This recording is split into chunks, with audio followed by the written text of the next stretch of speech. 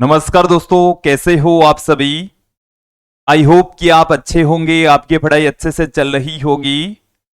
आज हम ट्वेल्थ के स्टूडेंट्स के लिए फिजिक्स से रिलेटेड वीडियो लेकर आए हैं। ट्वेल्थ में हमारा 11वां चैप्टर विकिरण एवं द्रव्य की द्वैत प्रकृति चल रहा है, जिसमें हमने प्रकाश विद्युत प्रभाव से संबंधित आधारभूत जानकारी प्राप्त कर ली थी।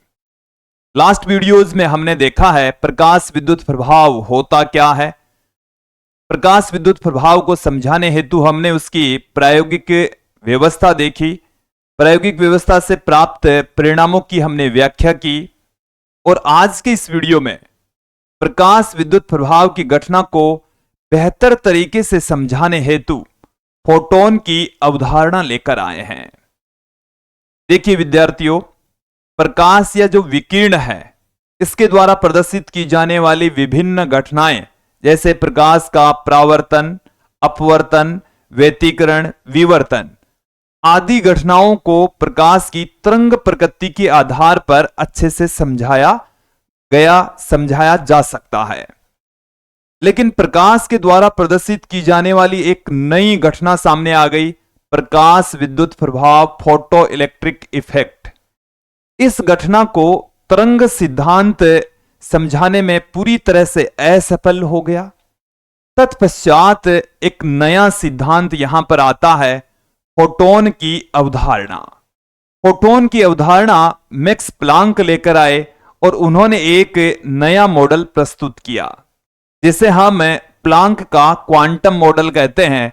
और उसी को आज के इस वीडियो में सबसे पहले देखने वाले हैं। प्लांक के क्वांटम मॉडल से ही हमें फोटोन की अवधारणा प्राप्त होती है। इस वीडियो में इस मॉडल के पश्चात फोटोनों के गुण यहां पर देखेंगे। अंत में उन पर आधारित न्यूमेरिकल क्वेश्चन भी यहां पर देखेंगे, समझेंगे। विद्यार्थियों, यदि आप हमारे YouTube चैनल पर नए हैं तो चैनल को सब्सक्राइब कर लीजिए, साथ में बेल आइकन भी दबा दीजिए ताकि आपको आगे की वीडियोज के नोटिफिकेशन मिलते रहे। अब मैं इस वीडियो को स्टार्ट करता हूं। प्लांक का क्वांटम मॉडल, ये मॉडल आया क्यों, इसकी जरूरत क्यों पड़ी, उसके पीछे है एक प्रकाश की महत्वपूर्ण घटना, प्रकाश विद्युत प्रभाव। देखिए, प्रकाश विद्युत प्रभाव होता क्या है कि जब एक निश्चित आवृत्ति से अधिक आवृत्ति का प्रकाश धातु के पृष्ठ पर आपतित होता है तो धातु के पृष्ठ से इलेक्ट्रॉनों का बाहर निकलना, इस घटना को हम प्रकाश विद्युत प्रभाव कहते हैं, फोटो इलेक्ट्रिक इफेक्ट कहा जाता है। क्लियर। अब इस घटना को चिरसम्मत तरंग सिद्धांत समझाने में पूरी तरह से असफल हो गया, जिसके पश्चात प्रकाश की कणीय प्रकृति, जिसको हम फोटोन कहते हैं, एक नया मॉडल आया जो कि मैक्स प्लांक के द्वारा दिया गया, जिसको हम प्लांक का क्वांटम मॉडल कहते हैं। इन्होंने प्रकाश को कण के रूप में माना। इन्होंने ये कहा कि प्रकाश है वो ऊर्जा के कण के रूप में संचरित होता है। प्रकाश या जो विकिरण है वो ऊर्जा के छोटे छोटे पैकेट्स या बंडल्स के रूप में संचरित होता है। उन छोटे छोटे पैकेट्स को ऊर्जा के क्वांटा या फोटोन कहा गया। उन्हें क्या कहा गया? ऊर्जा के क्वांटा या फोटोन कहा गया। और उन फोटोनों की जो ऊर्जा है वो उनकी आवर्ती के समानुपाती होती है। और वहां से हमारे पास में एक फोटोनों की ऊर्जा का सूत्र प्राप्त होता है, E बराबर एच न्यू। चलिए एक एक करके उनको देख लेते हैं। देखिए, डेफिनेशन देखेंगे इस मॉडल का जो स्टेटमेंट है वो क्या है। इस मॉडल के अनुसार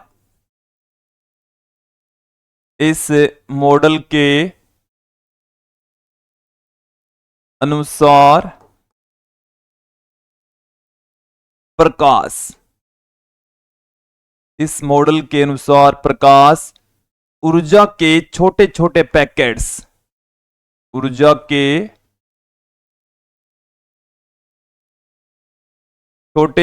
पैकेट्स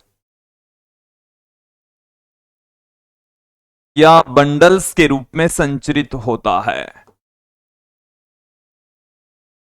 बंडल्स के छोटे छोटे पैकेट्स या बंडल्स के रूप में संचरित होता है। छोटे छोटे पैकेट्स या बंडल्स के रूप में संचरित होता है।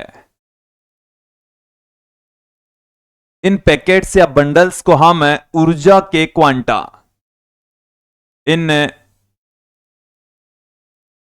पैकेट्स को ऊर्जा के क्वांटा,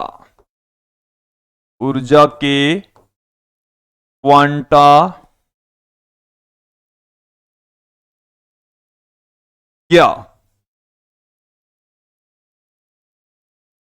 फोटोन, इन पैकेट्स को ऊर्जा के क्वांटा या फोटोन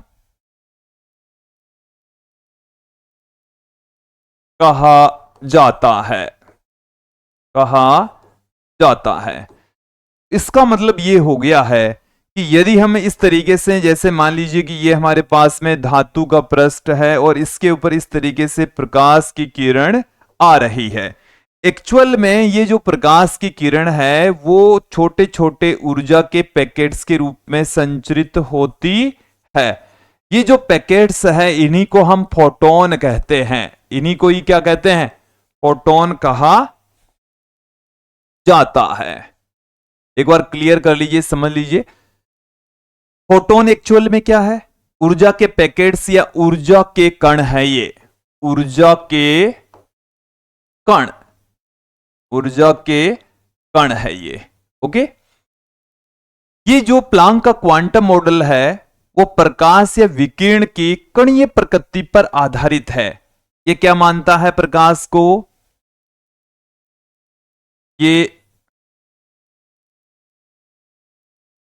ये मॉडल क्या मानेगा? ये मॉडल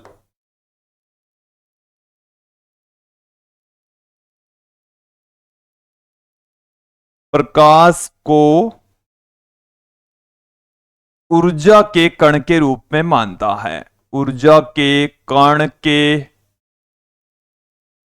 रूप में, ऊर्जा के कण के रूप में मानता है। ओके, ये जो मॉडल है वो प्रकाश को कण ये रूप में मानता है और कण भी कैसा? ऊर्जा का कण।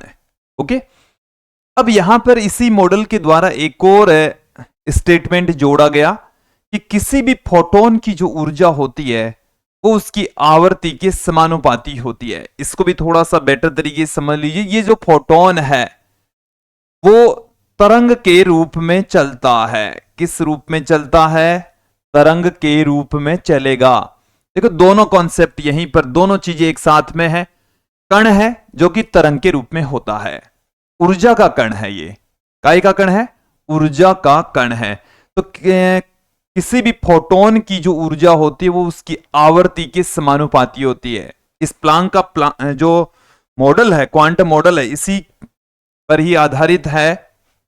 इस मॉडल के अनुसार, इस मॉडल के अनुसार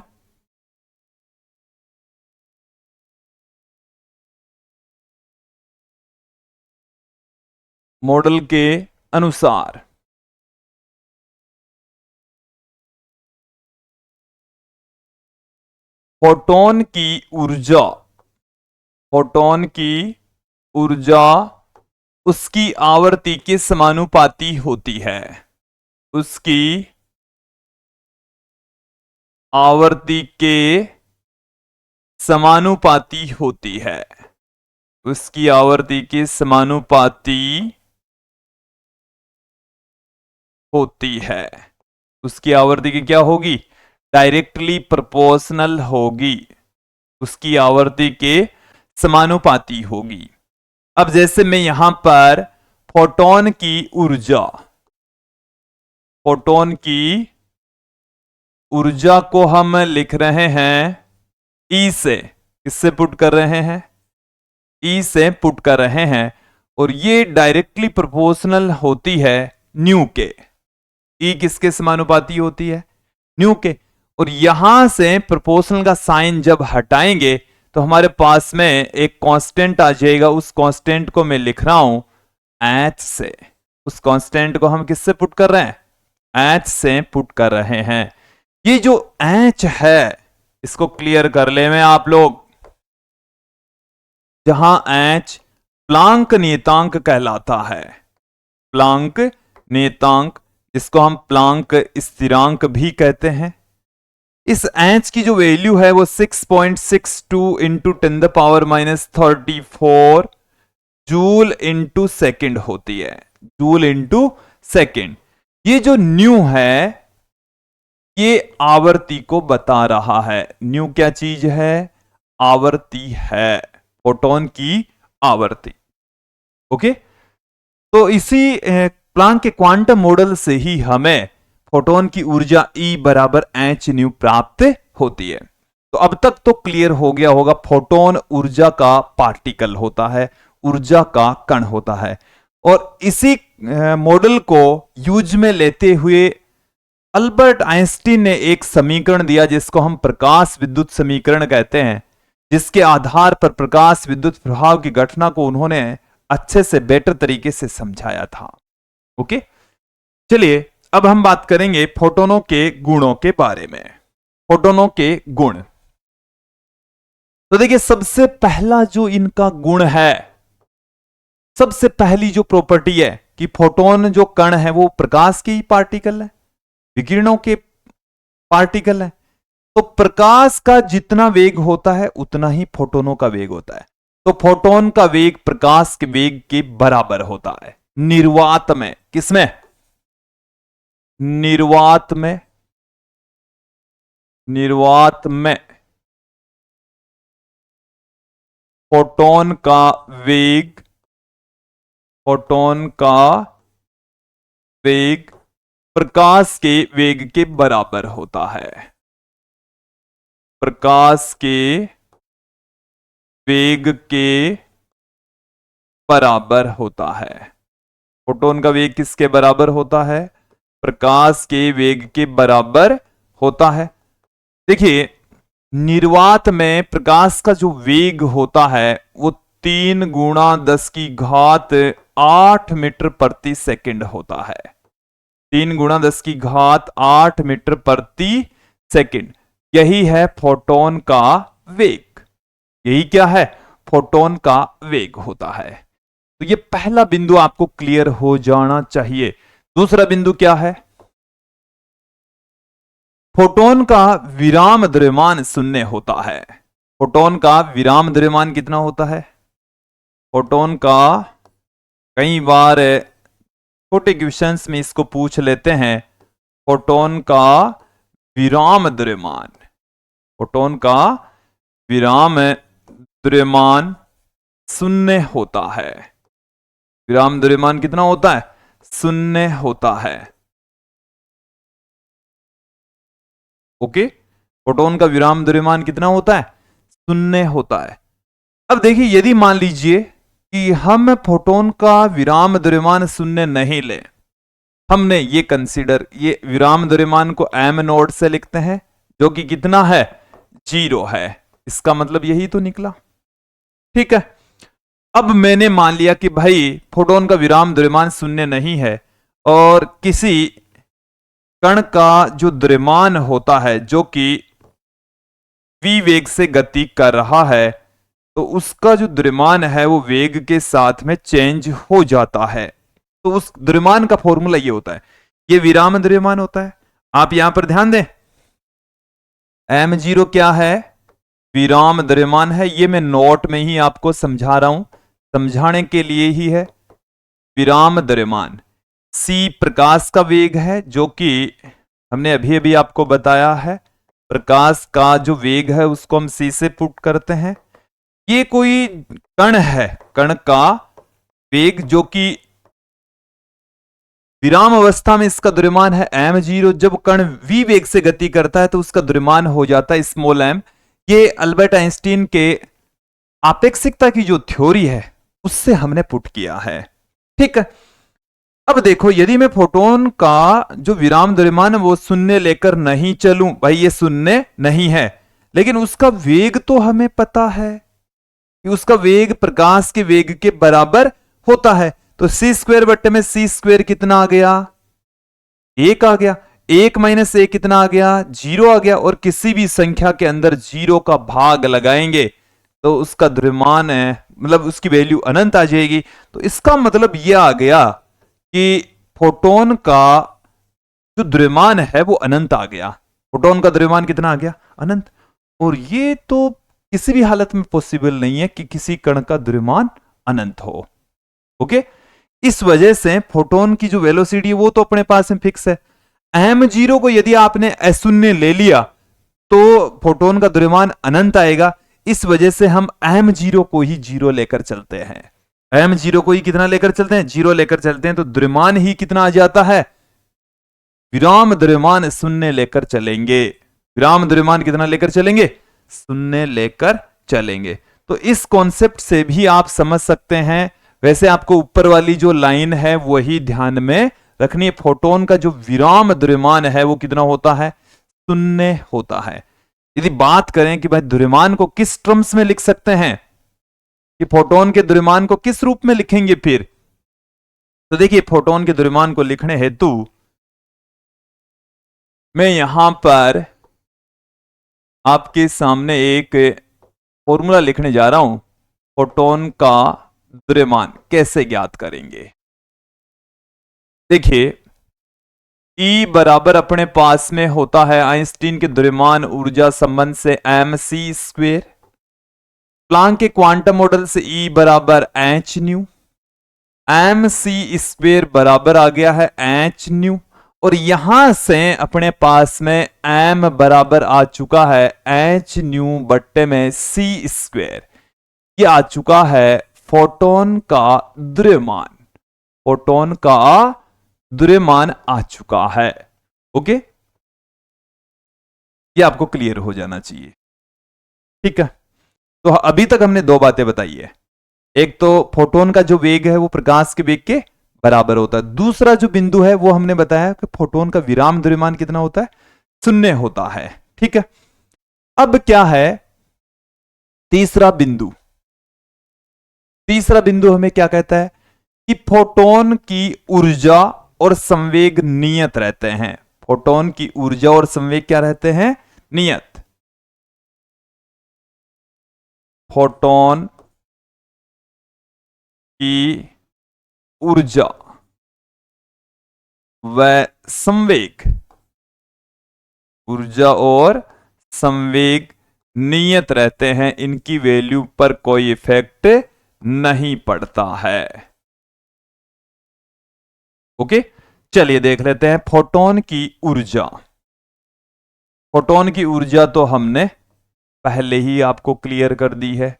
फोटोन की जो ऊर्जा होती है E बराबर होती है एच न्यू। E बराबर क्या होता है? एच न्यू होता है। E बराबर क्या होता है? H new. ठीक है, फिर फोटोन का संवेग। फोटोन का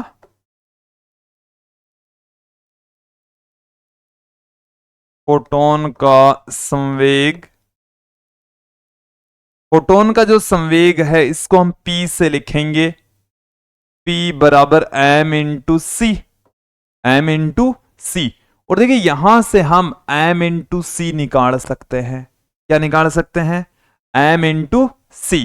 तो एच न्यू अपॉन में सी ऐसे लिख सकते हैं हम। और क्या लिख सकते हैं इसको?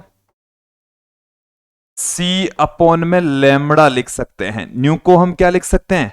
सी बराबर होता है विद्यार्थी न्यू लेमड़ा। तो यहां से न्यू बराबर सी अपॉन में लेमड़ा पुट कर देंगे। सी अपॉन में लेमड़ा, तो सी से सी क्या हो गया? कैंसिल हो गया। तो पी बराबर आ गया है अपने पास में एच अपॉन में लेमड़ा। यह आ गया है फोटोन का संवेग। फोटोन का संवेग हमें प्राप्त हो चुका है। P बराबर एच अपॉन लेमड़ा। तो ये था तीसरा बिंदु। अब क्या है आगे देखें। अगले बिंदु की ओर बढ़ते हैं, अगली प्रॉपर्टी की ओर बढ़ते हैं। अगली प्रॉपर्टी क्या है कि जो संवेग है वो नियत रहता है, ऊर्जा है वो नियत रहती है। तो जब कोई फोटोन किसी कण से किसी जगह से टकराता है तो उसकी टक्कर पूर्णतः प्रत्यास्थ टक्कर होती है। कैसी टक्कर होगी? प्रत्यास्थ टक्कर होती है। फोटोन की किसी सतह से या फोटोन की जो भी टक्कर होगी वो प्रत्यास्थ टक्कर करता है। फोटोन प्रत्यास्थ पर टक्कर करता है। फोटोन क्या करेगा? फोटोन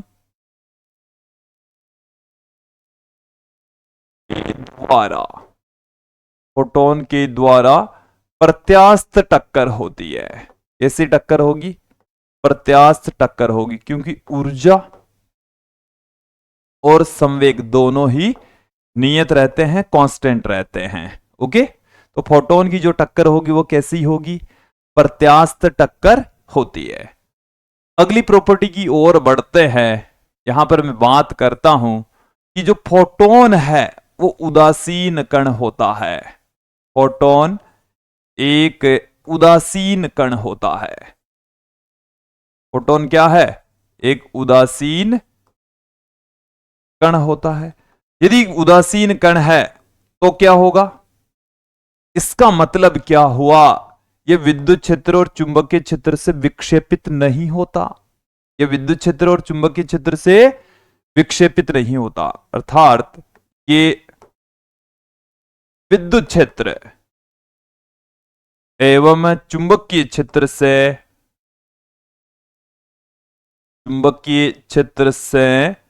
विक्षेपित नहीं होता है। विद्युत क्षेत्र और चुंबकीय क्षेत्र से विक्षेपित नहीं होता है, नहीं होता है। मतलब इसको विद्युत क्षेत्र या चुंबकीय क्षेत्र में गतिमान करवा दे, गतिशील करवा दे, तो यह विद्युत क्षेत्र से या चुंबकीय क्षेत्र से विक्षेपित नहीं होगा, क्योंकि ये एक उदासीन कण होता है। ओके, अब हम आगे बढ़ते हैं। अगली प्रॉपर्टी की ओर ले चलता हूं मैं। यहां पर कि फोटोन की तीव्रता, फोटोन की तीव्रता कितनी होती है? देखिए, फोटोन की तीव्रता, इस पर आधारित न्यूमेरिकल क्वेश्चंस आपको पूछे जा सकते हैं, जिन्हें आपको ध्यान में रखना है। तीव्रता को हम आई से लिखते हैं, जो कि एन एच न्यू इस फॉर्मूले से लिखी जाएगी। ये है क्या? एच और एच न्यू तो किसी एक फोटोन की ऊर्जा होती है, किसी एक फोटोन की ऊर्जा। इसको आई बराबर आप एन ई बी लिख सकते हैं। ई एक फोटोन की ऊर्जा है। एन क्या चीज है? प्रति एकांक समय में प्रति सेकंड किसी पृष्ठ से गुजरने वाले फोटोनों की संख्या है। एन क्या चीज है? इसको आपको समझना है। एन क्या चीज है? प्रति एकांक समय में, प्रति एकांक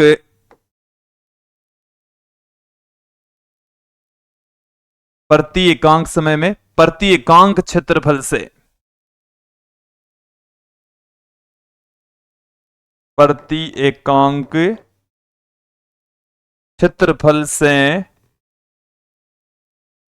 क्षेत्रफल से गुजरने वाले फोटोनों की संख्या, गुजरने वाले फोटोनों की संख्या, गुजरने वाले फोटोनों की संख्या। तो देखिए विद्यार्थियों, ये हमारे पास में आ चुका एक फॉर्मूला, आई बराबर एन एच न्यू। अब हम अगले प्रश्न की ओर बढ़ते हैं।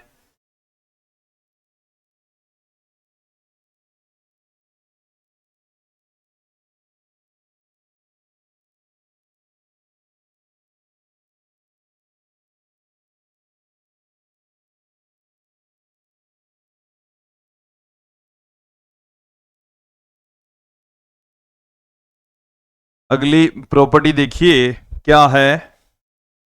देखिए, एक फोटोन है वो एक इलेक्ट्रॉन के साथ में ही संक्रिया करता है। मतलब जब किसी फोटोन को धातु के पृष्ठ पर डाला जाएगा तो एक फोटोन एक ही इलेक्ट्रॉन के साथ में संक्रिया करेगा, अनुक्रिया करता है, जिससे एक इलेक्ट्रॉन को ही वो बाहर निकाल पाता है। अगली प्रॉपर्टी देखें, एक फोटोन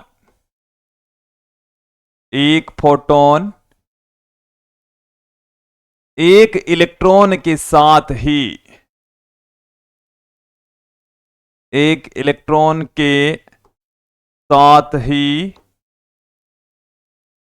अनुक्रिया करता है। ओके, एक फोटोन एक इलेक्ट्रॉन के साथ में अनुक्रिया करेगा। जब किसी धातु के पृष्ठ पर फोटोन आपतित होगा तो वहां से एक ही इलेक्ट्रॉन बाहर निकलेगा। ओके, अगली प्रॉपर्टी देखें आप, यदि समान आवर्ती वाले फोटोनों की ऊर्जा भी समान होती है, समान तरंगदैर्घ्य वाले फोटोनों की ऊर्जा भी समान होती है।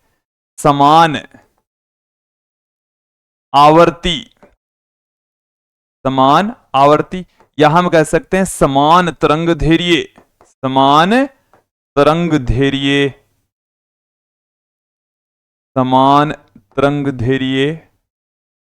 वाले फोटोनों की ऊर्जा भी समान होती है। ऊर्जा भी क्या होती है? ऊर्जा भी समान होती है। ओके, ये क्लियर हो जाना चाहिए, समझ आ जाना चाहिए। ये थी फोटोनों की कुछ प्रॉपर्टीज। आगे बढ़ते हैं। यहां पर हमारे पास में एक क्वेश्चन है कि एक अक्स किरण नली विकिरण का एक संतत स्पेक्ट्रम जिसका लघु तरंगदैर्घ्य प्रकाश सीरा 0.45 एंगस्ट्रॉम है उत्पन्न करता है, तो विकिरण में किसी फोटोन की उच्चतम ऊर्जा कितनी होगी? मैक्सिमम कितनी ऊर्जा क्रिएट हो सकती है? तो देखिए, किसी फोटोन की ऊर्जा कितनी होती है? किसी फोटोन की ऊर्जा, एक बार क्वेश्चन को आप अच्छे से समझ लेवे। फोटोन की ऊर्जा होती है E बराबर एच न्यू, बट हमें यहां पर न्यू की बजाय क्या दे रखा है?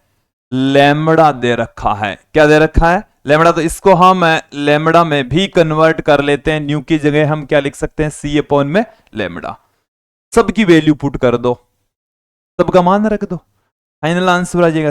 एच की जो वैल्यू होती है वो 6.62 इंटू 10⁻34, सी की वैल्यू 3 इंटू 10⁻8, लेमड़ा यहां पर अपने पास में दे रखा है 0.45 इंटू 10⁻10।